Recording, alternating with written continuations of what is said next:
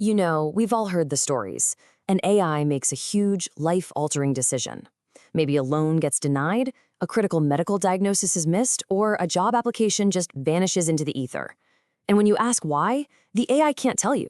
It's a complete black box. So when things go wrong, who's on the hook? That right there is one of the biggest, thorniest questions we're facing today.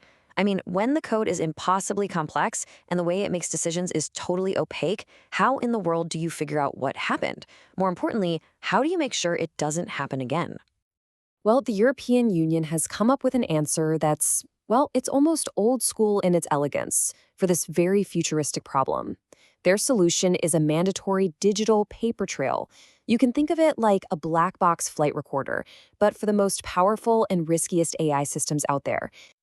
Now, let's be clear, this isn't for every single AI you interact with. We're specifically talking about what the EU's AI Act calls high-risk systems. These are the big ones, the algorithms used in critical fields like healthcare, finance, or law enforcement. You know, the places where a mistake isn't just an oopsie. It can have really, really severe consequences. So what exactly makes an AI high risk? Well, according to the Act, it's any system that has the potential to seriously mess with your health, your safety, or your fundamental rights as a person. And for these kinds of systems, just hoping they work correctly isn't going to cut it. We need to be able to pop the hood and see what's going on, and that's exactly why this paper trail is so crucial. But here's the thing. This rule didn't just appear out of thin air. Oh no.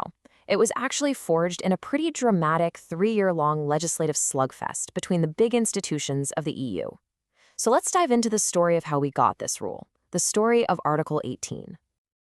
It all started out simply enough back in 2021 with a basic proposal for documentation. But things got heated and fast. By 2022, the European Parliament wanted to kill the rule completely. They argued it was redundant, that other parts of the law already covered it. But the EU Council, which represents the member states, fired right back. They didn't just want to keep it, they wanted to make it stronger, demanding that records be kept for a full decade. The Parliament's reaction? They voted to just delete the article altogether, which basically set the stage for a huge showdown. And this slide just lays out the conflict perfectly. You had two completely opposite points of view. The Parliament saw this as unnecessary red tape, something that was already handled elsewhere. The Council, on the other hand, saw it as the absolute foundation for any kind of long-term accountability. It was a classic standoff. So who won this tug-of-war? Well, after months of intense closed-door negotiations, they finally reached a compromise. And as you can see from this analysis, the Council's vision for strong, long-term accountability is what won the day. The paper trail was officially here to stay. Okay, so the rule survived. But what does this hard-fought Article 18 actually require AI providers to do? What is this 10-year paper trail all about? 10 years. Let that number sink in for a moment. For a full decade after a high-risk AI system is launched, its creators have to keep a whole set of records on hand for national authorities. This makes sure that even if a serious problem doesn't show up for years, regulators can still go back and figure out what went wrong. And we're not just talking about a couple of log files here. This is the whole shebang. It's a comprehensive dossier on the AI's entire life. We're talking the technical blueprints, records on quality control, reports from outside auditors, the official legal declaration that the system is compliant, plus detailed notes on how the company handled risks in cybersecurity. And here's the kicker, a detail that really shows you how serious the EU is about this. The rule has a bankruptcy clause. That's right. Even if the company that built the AI goes out of business, the law says that documentation still has to be accessible. Accountability doesn't just get to vanish when a company does. So, we've got this rule. It was a tough fight to get it passed, but why does it really matter? What does a 10-year paper trail actually change for you and me in the real world?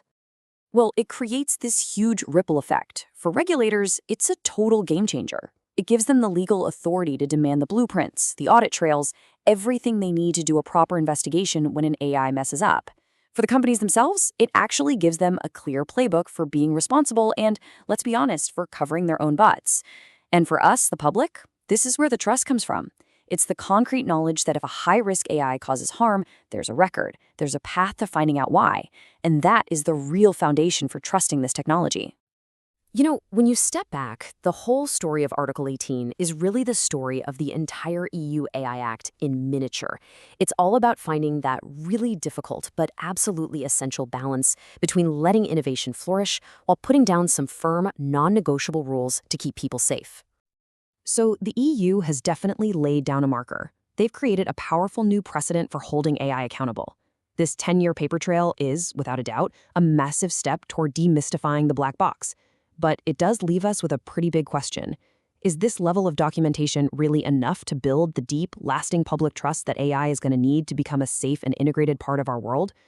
Honestly, that's a question we're only going to be able to answer in the years ahead.